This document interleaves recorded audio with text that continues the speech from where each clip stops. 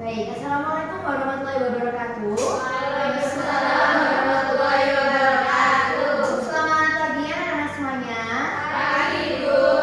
Oke, bagaimana kabarnya hari ini? Baik? Baik. Alhamdulillah. Nah, sudah pada sarapan belum? Sudah, Bu. Oke, berarti udah gak lemes ya untuk mulai belajar pada hari ini? Ya, dong. Oke, nah jadi hari ini tuh kita akan membahas materi yang sangat penting untuk anak-anak semuanya. Apalagi nanti kalian setelah sekolah mau lanjut kuliah ataupun lanjut bekerja, materi ini juga akan tetap penting. Entah itu di perkuliahan, di sekolah maupun di perusahaan pun materi ini akan sangat penting. Nah, materinya apa tuh, Bu? Nah, nanti akan dikasih tahu. Tapi di sini sebelum kita masuk ke materi yang inti, alangkah baiknya kita berdoa terlebih dahulu. Biar kenapa? Biar pembelajaran kita hari ini itu bisa berjalan dengan lancar dan ilmunya juga akan menjadi berkah. Oke, kepada ketua kelas bisa dimohon untuk memimpin berdoa ya. Baik, Ibu. Baik, teman-teman. Sebelum memulai kegiatan pembelajaran pada hari ini, mari kita berdoa terlebih dahulu. Berdoa menurut agama dan kepercayaan masing-masing. Berdoa dimulai.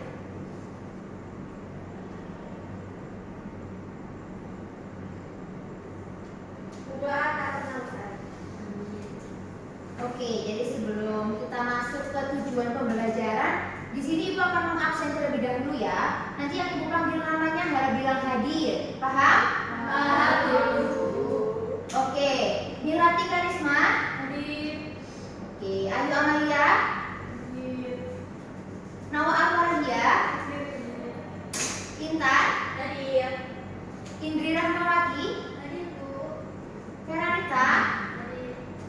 Kavia. Hadir. Roisa. Hadir. Siska. Hadir. Oke, hadir semua ya hari ini, alhamdulillah. Oke, jadi sebelum Ibu masuk ke materi utama, ada yang ingat nggak? Kemarin kita itu membahas apa? Angkat tangan dulu. Materi kemarin. Aku sedikit lupa sih, Bu. Oke, Mbak Nawal lupa. Oke, yang lainnya? Nggak mungkin lupa semua kan? Silakan, angkat tangan. Ayo, masa lupa semua materi kemarin baru aja kita pelajari.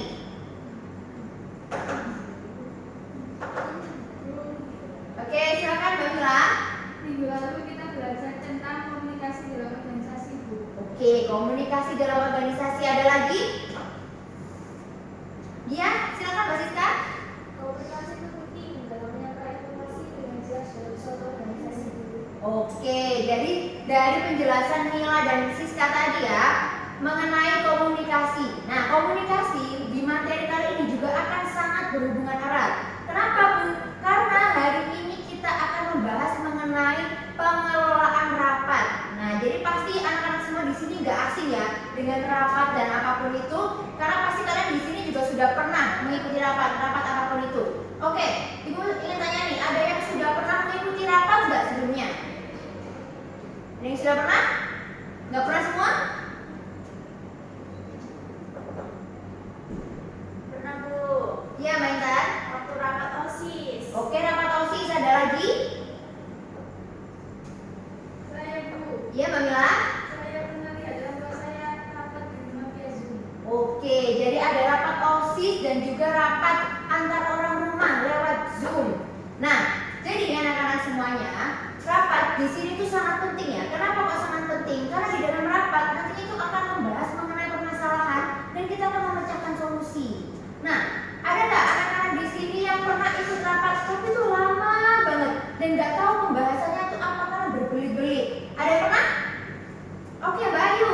Saya, Bu, pernah rapat untuk tugas kelompok. Tapi akhirnya itu nggak tuntas selesai, tapi malah ngobrol. Nah, itu terima kasih Mbak ya atas jawabannya. Nah, itu tadi adalah salah satu tantangan dalam rapat. Oke, kemudian kita langsung aja masuk ke tujuan pembelajaran ya. Biar nggak terlalu lama. Oke, tujuan pembelajaran pada hari ini. Yang pertama, memahami konsep dan prosedur pengelolaan rapat secara efektif. Yang kedua, menjelaskan tahapan perencanaan, pelaksanaan, dan juga tindak lanjut. Yang ketiga, menerapkan etika dan tata krama dalam rapat formal maupun informal. Yang keempat, mengembangkan keterampilan dalam menyusun notulen dan laporan hasil rapat. Serta yang terakhir, berpartisipasi aktif dalam simulasi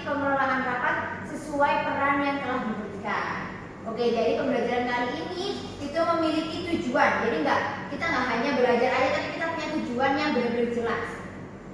Oke, sudah pada siap untuk belajar hari ini? Siap. Oke, Bu udah melihat semangat yang membara nih dari anak-anak semuanya. Oke, kita masuk ke langsung materinya ya. Pengertian rapat. Nah, rapat itu apa sih Bu sebenarnya? Kalau yang dituliskan, rapat adalah pertemuan yang direncanakan untuk membahas dan memutuskan suatu masalah atau kegiatan tertentu dalam organisasi maupun perusahaan. Nah, singkatnya itu apa sih Bu? Jadi rapat ini ya diadakan itu tujuannya untuk memecahkan masalah, mencari solusi, atau mungkin kalian ingin mengambil satu keputusan. Nah, di dalam rapat ini tuh penting, gak hanya kita pengen aja ngumpul, misalnya ada orang mau ngumpul, oh berarti mereka rapat, gak gitu. Jadi kalau misalnya rapatnya resmi, itu pasti ada agenda yang tersusun.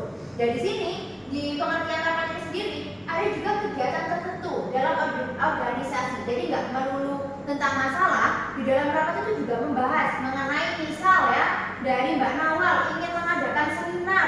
Nah, Mbak Nawal mengadakan rapat untuk membahas seminarnya itu nanti kegiatannya apa saja, pemateri siapa dan lain-lain. Oke, kita lanjut dulu. Masuk ke tujuan rapat. Nah, rapat sendiri ini memiliki tujuan. Yang pertama, menyampaikan informasi. Nah, kalau misalnya rapat diadakan, itu kan pasti ada penyelenggara rapat. Nah, si penyelenggara rapat ini nantinya akan menyampaikan informasi di dalam rapat. Lalu yang kedua, mendiskusikan dan juga memecahkan masalah. Seperti yang Ibu bilang tadi ya di pengertian rapat. Di rapat ini bertujuan untuk memecahkan masalah. Jadi kalau misalnya ada masalah nih dalam perusahaan atau organisasi, nah di dalam rapat inilah kita mencari solusi dari masalahnya. Yang ketiga, mengambil keputusan bersama. Nah, biasanya keputusan itu diambil oleh seorang pemimpin. Nah, tapi peserta rapat itu membantu biar pemimpin ini mempunyai opsi. Kalau misalnya opsi A, B, atau C, jadi pemimpin ini gampang gitu mau kasih opsi.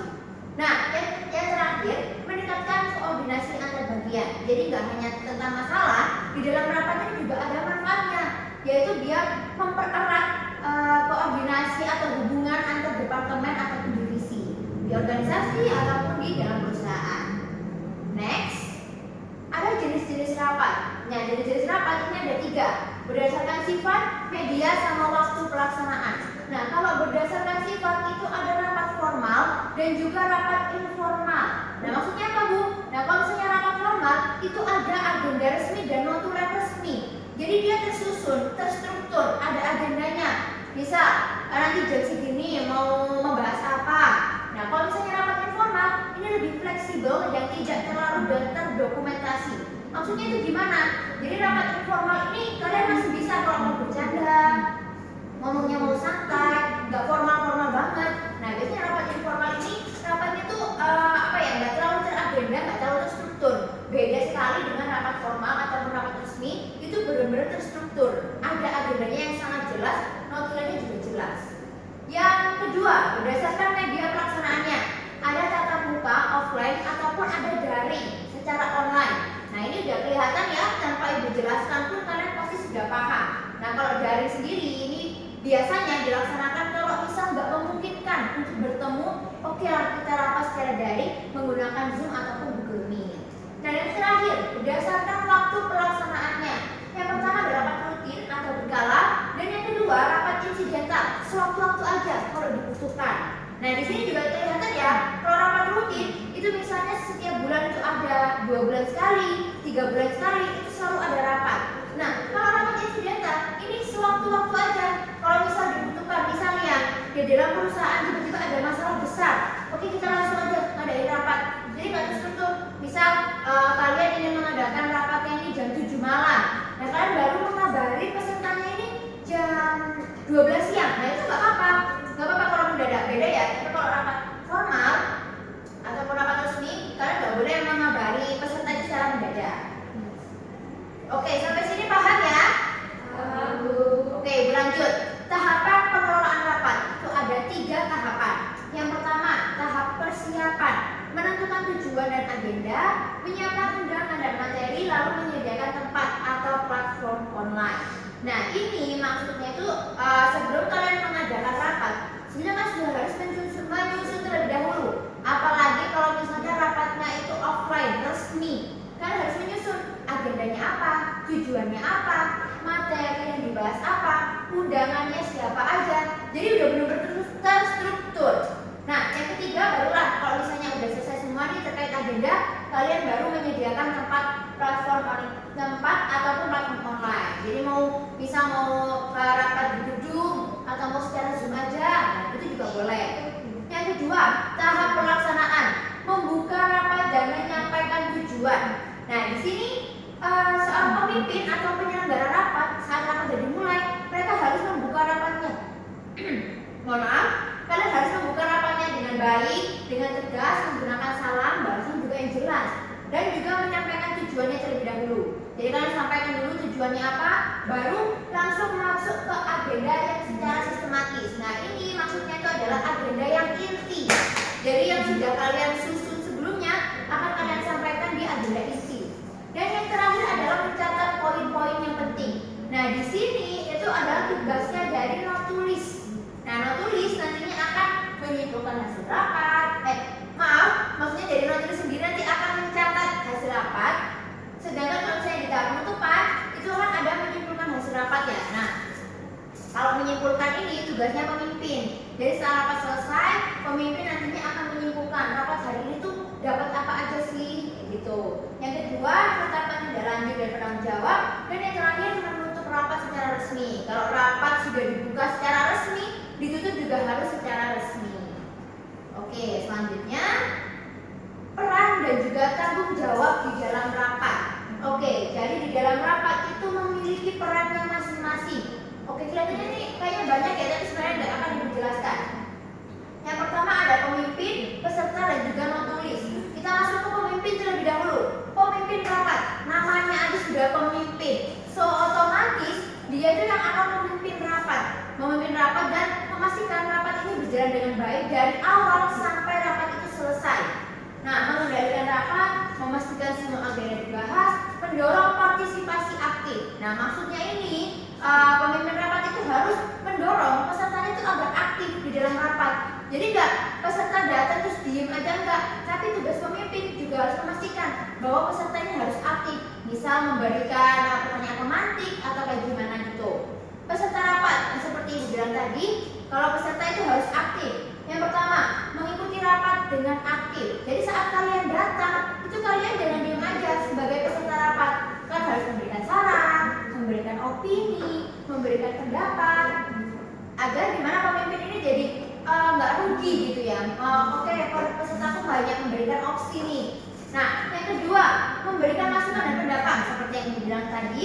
Dan yang ketiga, melaksanakan hasil rapat. Nah, melaksanakan hasil rapat ini tuh maksudnya saat kalian rapat itu kan kalian mengkonsep sesuatu kan, merangkai sesuatu. Nah, kan nggak mungkin ya setelah kalian rapat, setelah kalian mengkonsep semuanya, oke deh biarin selesai, gitu. Udah nggak dijalankan hasil dari rapatnya. Nah, tugasnya peserta itu melaksanakan hasil dari rapat. Yang terakhir, notulis, mencatat jalannya rapat, menyusun notulen rapat dengan sistematis. Nah, ini kalau misalnya notulisnya resmi, harus dengan sistematis mencatatnya. Nah, mencatat jalannya rapat. Jadi tugas notulis itu dia harus mencatat apa saja poin-poin pembahasan yang ada di dalam rapat dari yang awal disampaikan oleh pemimpin sampai nanti ada saran masukan dari peserta. Itu tugasnya notulis yang nantinya akan mencatat. Nah, kenapa kok harus ada catatan Bu di dalam rapat? Kan semuanya juga udah datang, kan semuanya juga pasti akan pada paham. Nah gitu ya, pasti di dalam rapat peserta ini ada yang beberapa nggak datang. Nah, tujuan dari notulis ini sendiri itu agar peserta yang tidak hadir, peserta yang terlambat buat hadir itu tahu, oh ala tadi rapat itu bahas ini. Jadi nggak hanya yang hadir aja yang tahu, melainkan yang tidak hadir pun harus tahu rapat itu apa saja tadi. Kayak gitu. Oke, kita masuk ke teknik yang efektif di dalam rapat. Yang pertama, memanajemen waktu, memulai dan mengakhiri rapat tepat waktu. Oke Bu, biasanya aku tuh mendapatkan undangan rapat, tapi tulisannya itu jam 7 sampai selesai. Nah itu jam berapa Bu? Nah orang nggak tahu ya, itu nanti selesai jam berapa. Nah, oke, mungkin kita nggak tahu selesai jam berapa, tapi kita tahu mulainya jam berapa. Nah, sebagai pemimpin rapat, kalian tuh harus memastikan kalau misalnya seluruh peserta rapat kalian itu bisa hadir. Oke, kalau misalnya ada yang nggak hadir 1, 2 masih oke lah. Tapi jangan sampai semuanya nggak hadir. Nah itu malah nggak rapat itu yang ada. Nah, gimana caranya biar memastikan peserta ini hadir semuanya Bu dan tepat waktu? Caranya dari pemimpin sendiri itu harus follow up peserta. H-1, H-3, H-4. Kalian follow up terus setiap hari kalau bisa. Kenapa? Biar peserta ini ingat, oh iya, aku hari Sabtu ada rapat, jadi aku harus kosongkan di hari Sabtu. Oh, aku hari Minggu ada rapat, jadi aku nggak boleh main dulu, aku harus mementingkan rapatku terlebih dahulu. Nah, jadi dari pesertanya kan bisa aja lupa gitu kan. Kalau misalnya hari Minggu atau hari Sabtu ada rapat. Nah, kenapa kok harus follow up? Manfaatnya ini tadi, biar peserta ini tahu kalau misalnya besok itu ada rapat dan jamnya juga kalian jangan lupa untuk mengingatkan jamnya. Biar apa? Biar peserta ini nggak terlambat. Jadi nanti bisa mulai itu tepat waktu jam 7 pas sudah mulai, nanti selesainya juga nggak akan terlalu lama. Yang kedua, komunikasi yang efektif, bahasa yang jelas dan juga mendengarkan secara aktif. Nah, yang tadi dibilang ya di awal pembelajaran ada komunikasi. Nah, materi minggu lalu kan kita membahas komunikasi ya. Jadi komunikasi itu anak-anak sangat perlu di dalam sebuah rapat dan komunikasi yang efektif. Kenapa kok perlu banget Bu? Karena kenapa? Komunikasi yang baik, komunikasi yang jelas itu nantinya akan meminimalisir miskomunikasi. Miskomunikasinya apa? Miskomunikasi itu salah paham. Jadi dalam rapat kok misalnya kalian tuh ngomongnya gak jelas, bertele-tele, belibet, yang ada nantinya tuh peserta yang lain tuh kayak, kamu sih ngomong apa sih? Kok gak jelas? Nanti malah gak dapat inti dari yang kamu bicarakan. Lalu yang terakhir, pengambilan keputusan, musyawarah untuk mufakat. Nah, jadi di sini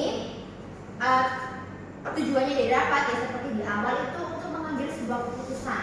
Jadi kalian bermusyawarah lah dari keputusan A, B, C ini yang paling pas itu yang mana? Keputusan apa? Yang B kah atau yang C? Oke, kayaknya ini yang terakhir.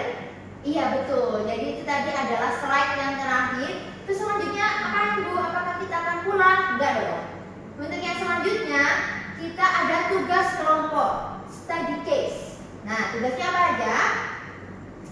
Oke, yang pertama membuat kelompok masing-masing 3-4 orang anggota. Nah, nanti setelah kalian membagi kelompok, Ibu akan memberikan soal study case. Tapi sebelum itu, Ibu mau tanya nih ke kalian, kelompoknya ingin dipilihin atau mau pilih sendiri? Pilih sendiri yang dipilihin. Oke, langsung Ibu vote aja ya. Yang mau pilih sendiri angkat tangan, pilih sendiri. Oke, yang mau dipilihin angkat tangan. Oke, cuma beberapa aja yang mau dipilihin ya. Oke, kalau begitu keputusannya jatuh dipilih sendiri. Oke, Ibu kasih waktu 1 menit untuk cari kelompok, cukup ya? Oke, sekarang anak-anak bisa pilih kelompoknya sendiri.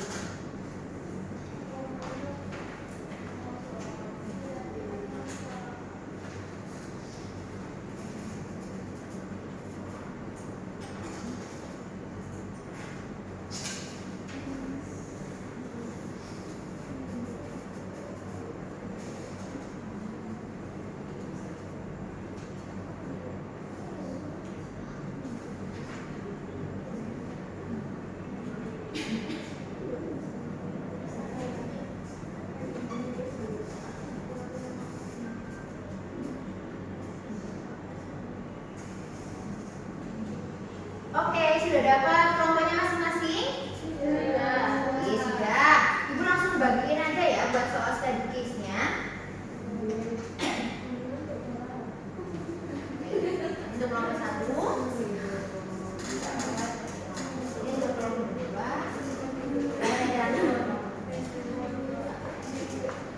Oke, jadi tugas kalian di sini yang pertama yaitu menganalisis masalah apa yang terjadi pada study case lalu memberikan solusi. Nah, nanti setelah sudah diskusi, kalian akan presentasi hasil diskusinya di depan bersama kelompok. Ibu kasih waktu 5 menit cukup ya? Cukup. Oke, silakan berdiskusi ya anak-anak semuanya.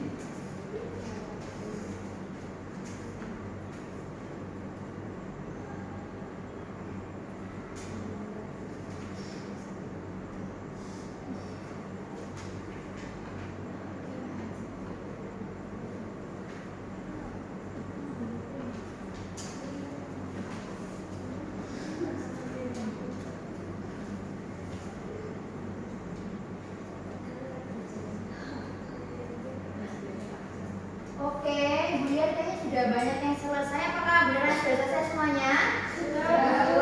Oke, karena sudah selesai semuanya, Ibu langsung aja masuk ke sesi presentasi ya. Oke, di sini Ibu akan memilih kelompok untuk yang presentasi ke depan. Silakan untuk kelompok 3 bisa mempresentasikan hasil diskusinya.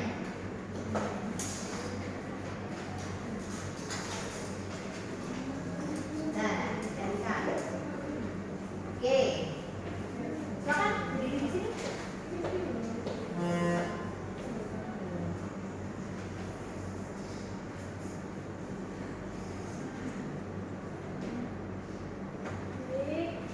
Assalamualaikum warahmatullahi wabarakatuh.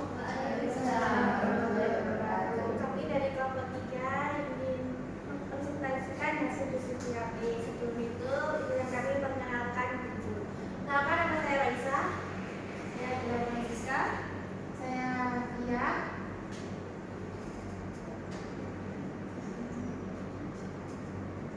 Di sini kita akan membacakan terkait dengan identifikasi masalah serta solusi yang ada pada studi SM3.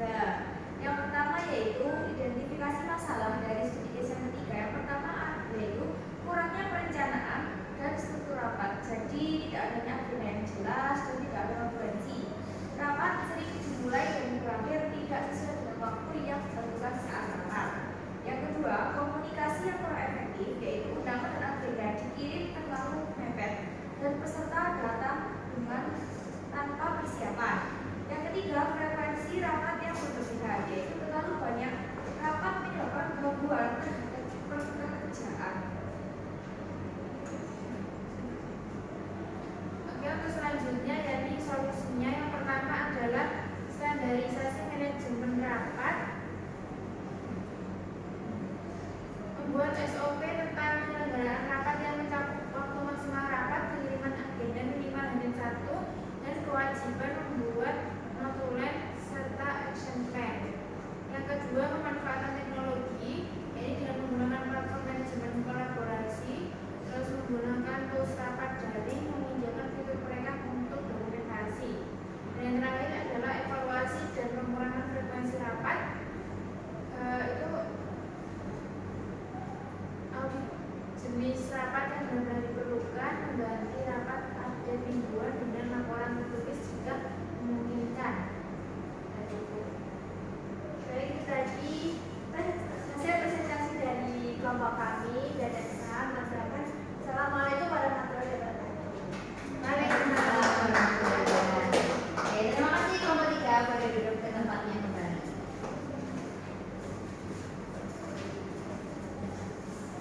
Oke, jadi itu tadi adalah presentasi dari kelompok 3 ya, luar biasa sekali. Sudah masuk semuanya identifikasi dan juga solusinya.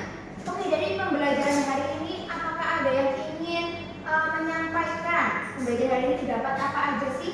Silakan angkat tangan. Gak ada? Benar nih, gak ada nih. Dapat nilai tambahan loh kalau mau menjawab. Oke, silakan Mbak Nawal. Saya suka banget sih Bu, karena tadi kita kan belajar tentang agenda rapat, terus saturansi rapat dan bentuknya rapat dan lain-lain itu sangat menyenangkan sekali. Oke, terima kasih Mbak Nawal ya atas jawabannya yang luar biasa. Oke, jadi benar ya, yang kita pelajari dari materi tadi, dari awal tadi hingga saat ini itu mengenai pengelolaan rapat yang baik. Jadi manfaatnya itu apa sih Bu kalau kita belajar tentang pengelolaan rapat? Manfaat itu banyak sekali ya anak-anak semuanya, terutama biar kalian ini tahu gimana sih cara mengelola rapat dengan baik, cara buat agendanya gimana, notulennya gimana, undangannya gimana. Nah, dari materi ini kalian menjadi tahu oh ternyata mengelola rapat yang baik itu seperti ini. Tadi kan juga ada materi mengenai rapat yang efektif.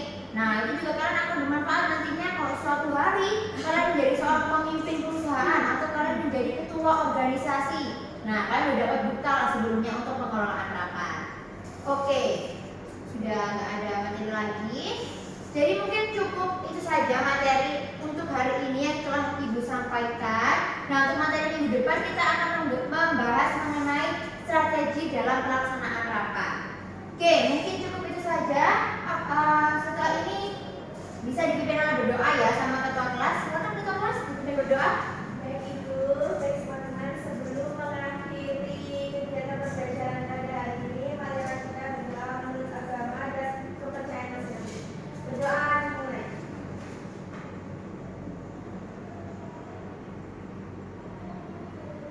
Berdoa atas nama saya.